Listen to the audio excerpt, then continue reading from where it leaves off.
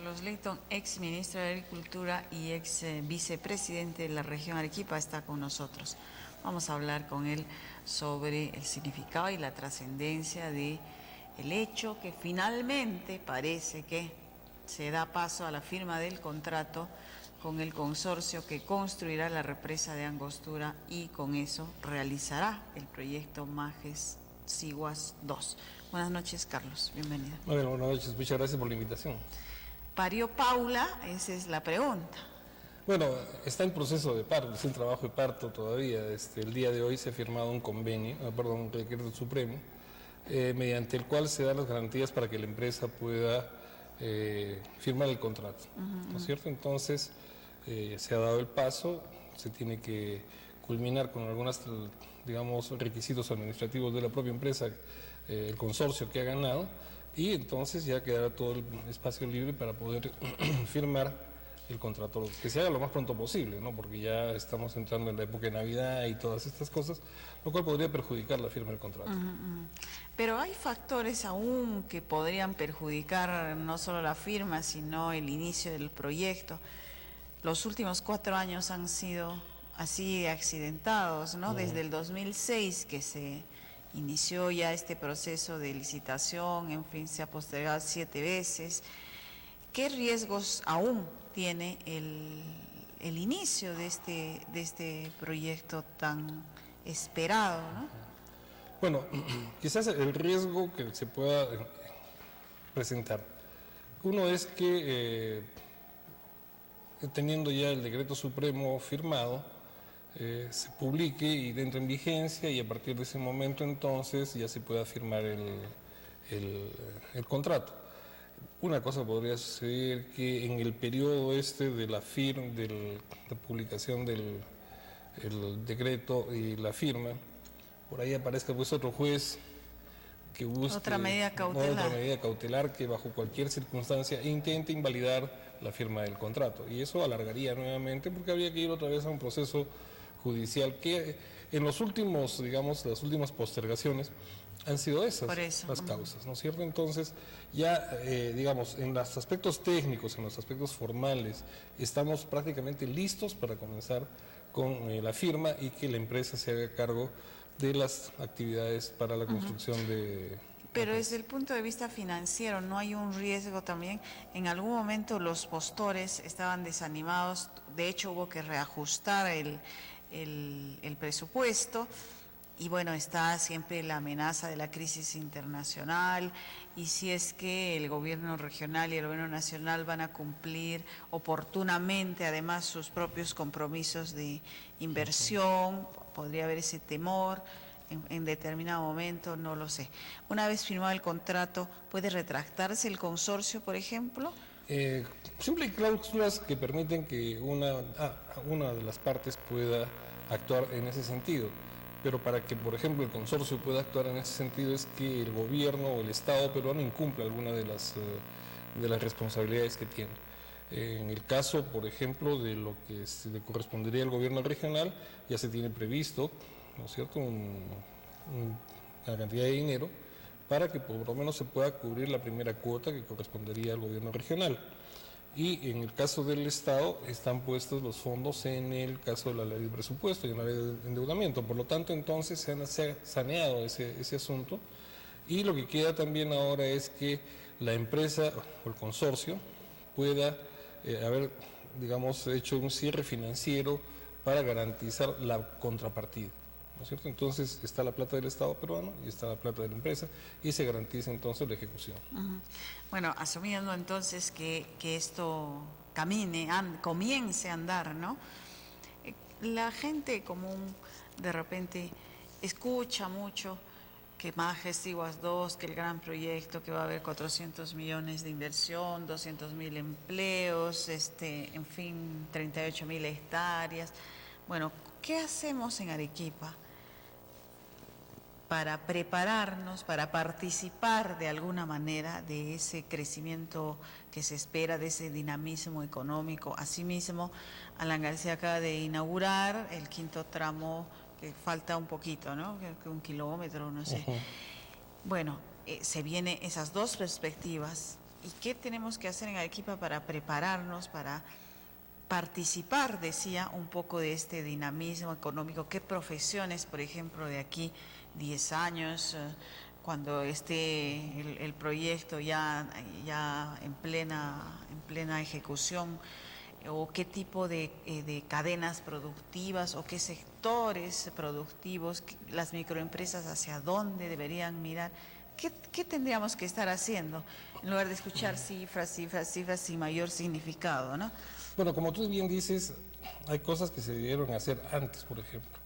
En el caso de la interoceánica, sigue siendo una carretera, no es un corredor económico. Debiera haber una serie de inversiones que permitirían, en torno al eje fundamental que es la interoceánica, haber constituido una red vial que permita acercar mercados con centros de producción, o bien que permita acercar áreas de servicios con los recursos que se puedan tener. Y estoy hablando de la posibilidad de que entonces aquel turista que viene al Cusco no solamente llegue al Cusco, sino pueda ir a Espinar, a los Cuatro Cañones, o venirse al Colca, pero por rutas alternativas. Entonces, le puede ser más atractivo, le puede ser más interesante, y eso supone entonces inversiones en albergues, en centros de recreación, en mejores restaurantes, en servicios para esta actividad que es el turismo, que va a incrementarse de todas maneras. Con la carretera el turismo puede claro, potenciarse. Los brasileños van a comenzar a venir.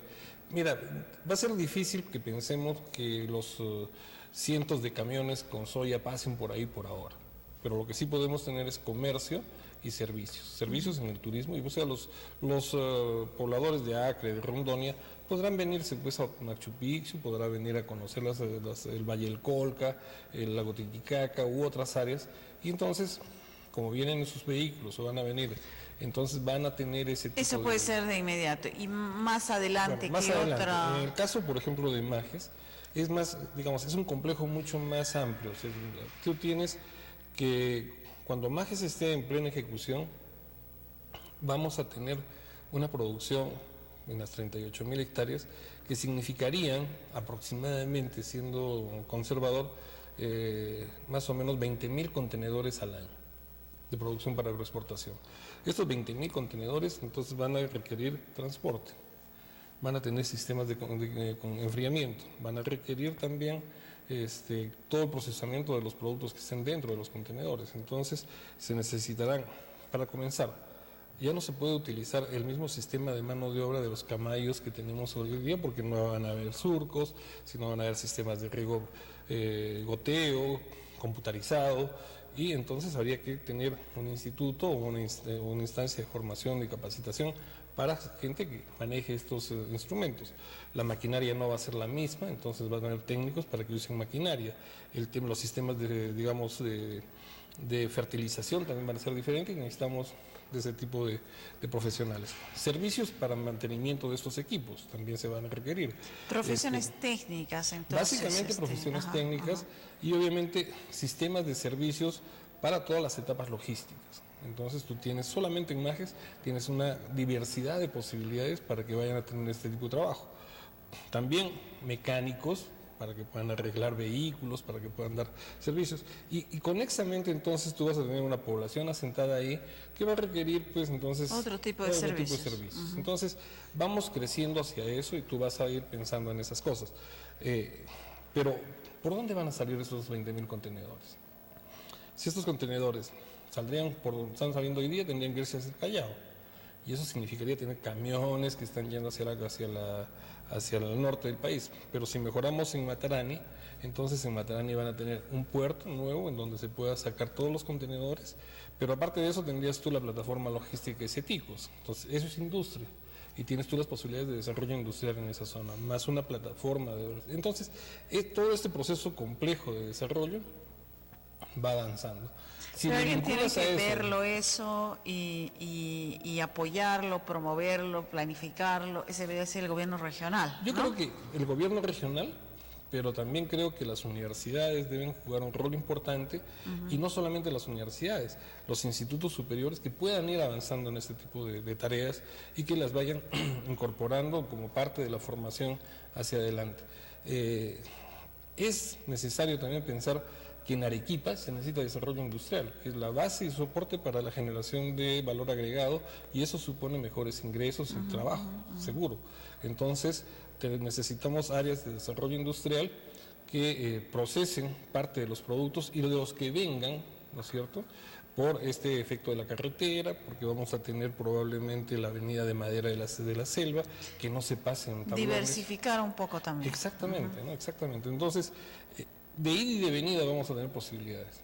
Y en ese sentido, creo que lo que hay que hacer es mirar con mucha, digamos, tranquilidad, pero también ya comenzar a hacer algunas acciones sobre las potencialidades que nosotros podemos desarrollar con no solamente la agricultura de la costa, sino la agricultura en las zonas altas, con las producciones de otras áreas e inclusive con algunas tecnologías que generen energías no convencionales. Cabe el optimismo entonces, no tiene la posición de Jerónimo López que todo ese empleo va a ser de pésima calidad y no hay derechos y no hay empleo digno.